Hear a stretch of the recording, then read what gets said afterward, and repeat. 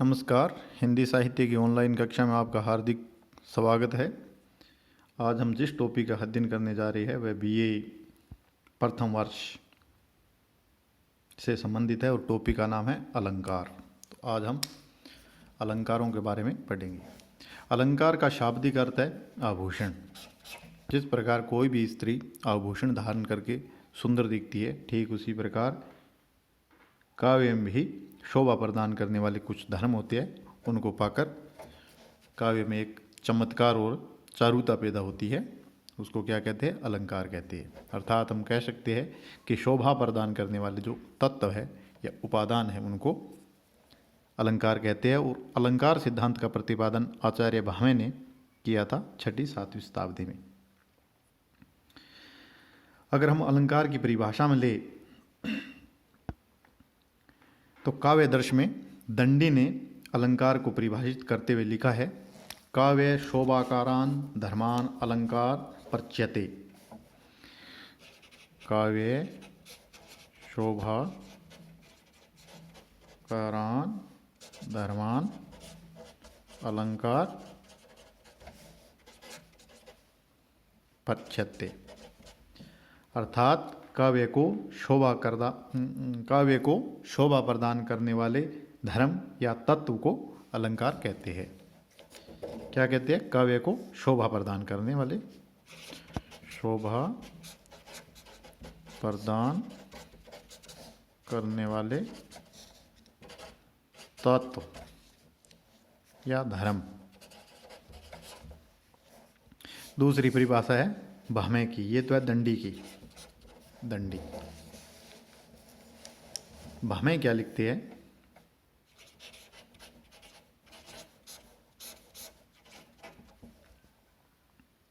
भावे लिखते हैं, शब्द और अर्थ की विचित्रता ही अलंकार है। वक्राभेदे शब्दोक्ति वाचामलंकृति। अर्थात कथन की जो वक्र अभिव्यक्ति है उसको अलंकार कहा गया है। या दूसरे शब्दों हम कह सकते हैं शब्द और अर्थ की विचित्रता। शब्द और अर्थ की विचित्रता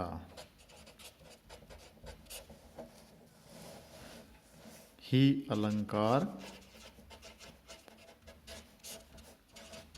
है। तीसरी परिभाषा है रुद्रट। रुद्रट ने लिखा है, कथन का जो एक विशिष्ट प्रकार होता है वही अलंकार है। कथन का विशिष्ट प्रकार, कथन का विशिष्ट प्रकार अर्थात कोई कथन है उसको हम कितने प्रकार से कह सकते हैं, उनका जो विशिष्ट प्रकार है उसको क्या कहा गया? अलंकार कहा गया है। और आचार्य रामचंद्र शुक्ल जी ने, आचार्य शुक्ल के अनुसार अलंकार क्या है? वर्णन करने की अनेक प्रकार की चमत्कारपूर्ण शैलियाँ। वर्णन की चमत्कारपूर्ण शैलियाँ, वर्णन की चमत्कारपूर्ण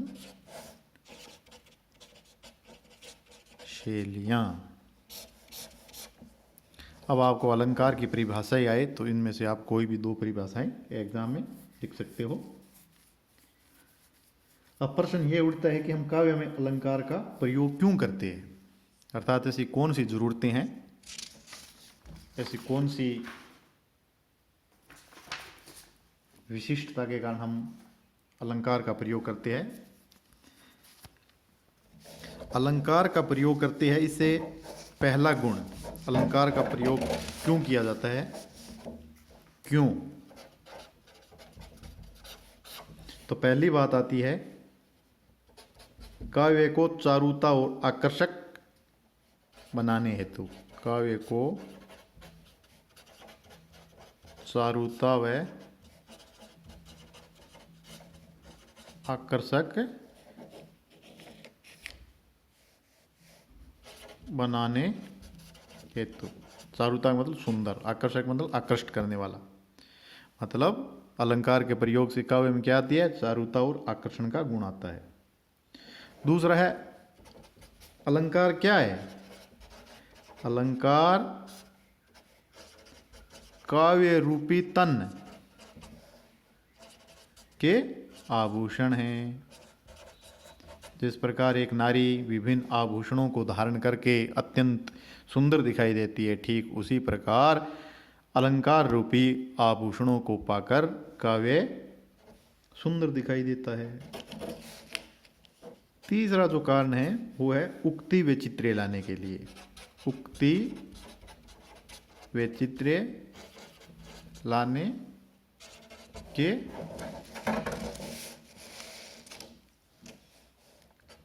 लिए।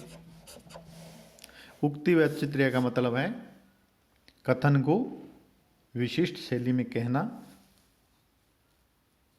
अर्थात जिस प्रकार रामचंद्र शुक्ल ने कहा था ना, कथन वर्णन करने की चमत्कारपूर्ण शैलियाँ। तो वर्णन में जो चमत्कारपूर्ण शैलियाँ हैं या उक्ति वैचित्र्य लाना है, उसके लिए अलंकारों का प्रयोग किया जाता है। चौथा है रस के उत्कर्ष में। रस का उत्कर्षक, अर्थात अलंकार के प्रयोग से कविता में जो रसानुभूति होती है उसमें वृद्धि हो जाती है।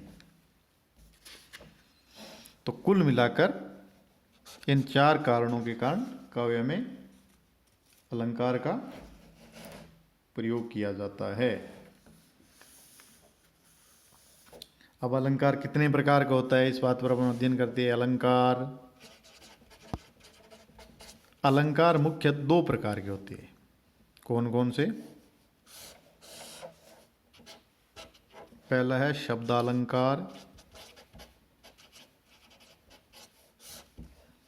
और दूसरा है अर्थालंकार। इसका संधि विच्छेद करें तो क्या होगा? शब्द प्लस अलंकार। इसका संधि विच्छेद करें तो क्या होगा? अर्थ प्लस अलंकार। ठीक है। अब शब्द अलंकार क्या होता है, देखो। शब्द जमा अलंकार, अर्थात जो अलंकार होता है वो किस में होता है? शब्द में होता है।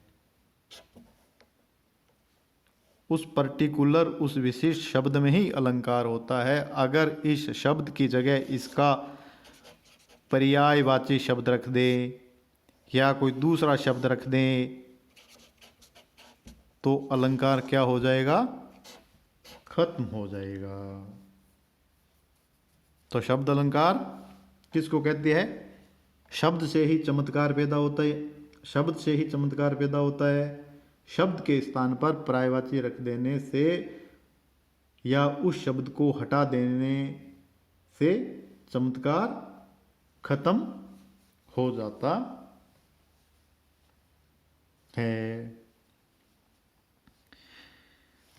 उदाहरण के लिए कौन कौन से अलंकार शब्द अलंकार है? अनुप्रास, यमक और श्लेष। मुख्यतः ये तीन अलंकार जो आपके सिलेबस में भी है। अब अनुप्रास अलंकार का अपने उदाहरण लेते हैं। जैसे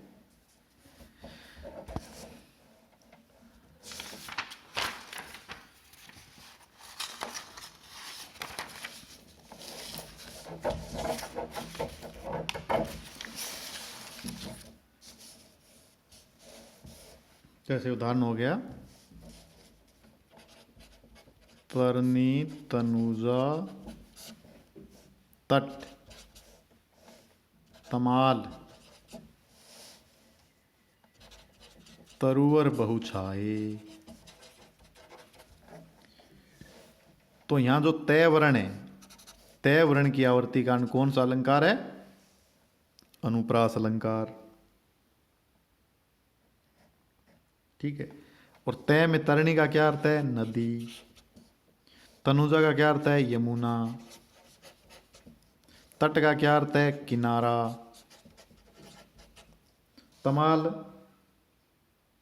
ये वृक्ष।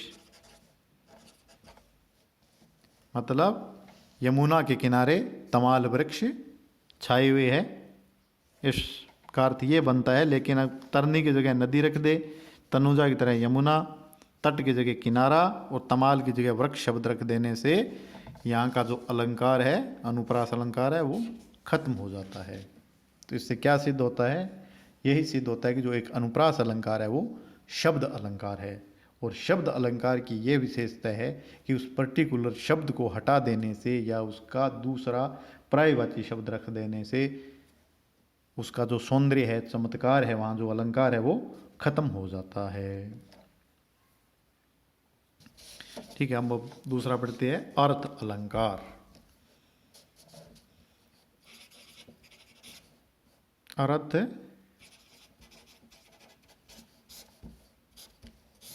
अलंकार। जब चमत्कार या चारुता शब्दों के अर्थ में होती है और उस शब्द पर उसका पर्यायवाची रख देने से उसका चमत्कार या सौंदर्य खत्म नहीं होता, तब अर्थ अलंकार होता है। मतलब अर्थ जमा अलंकार। तो यहाँ जो अलंकार होगा वो किस में होगा? अर्थ में। उस शब्द से कोई लेना देना नहीं है। अगर इस शब्द की जगह उसका पर्यायवाची रख दे और दूसरा शब्द रख दे तो अलंकार खत्म नहीं होता। मुख्य जो अर्थ अलंकार है वो कौन कौन सी है? रूपक, उपमा, विरोधाभास, विभावना, असंगति। ये आपके सिलेबस में भी है। ये अलंकार कौन से अलंकार है? अर्थ अलंकार है। अब एक उदाहरण देखो।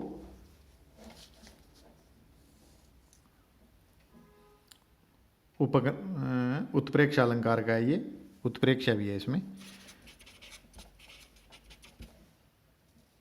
देखो, मुख, मयंक, सम,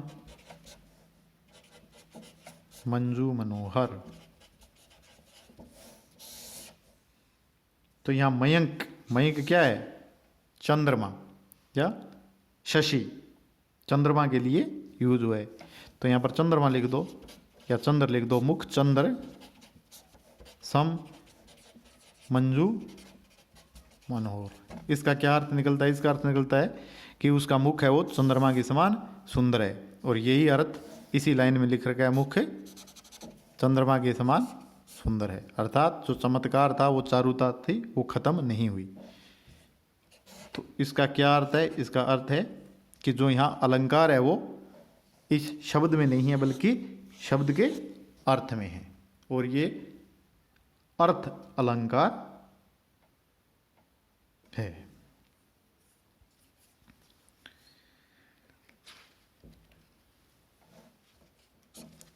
ये अर्थ अलंकार है। इसी प्रकार रूपक, विरोधाभास और विभावना, ये इत्यादि ये अलंकार भी कौन सी है? अर्थ अलंकार है। अब हम विस्तार में अध्ययन करेंगे शब्द अलंकार का।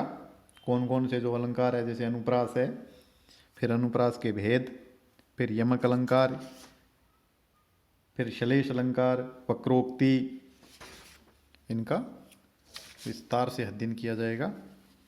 आज के लिए इतना ही। क्वेश्चन बनता है आज के लिए, अलंकार किसको कहते हैं? तो उसमें आपको कम से कम दो जो विद्वान हैं, भामह, रुद्र दंडी और आचार्य शुक्ल, इनमें से दो की परिभाषा देनी है।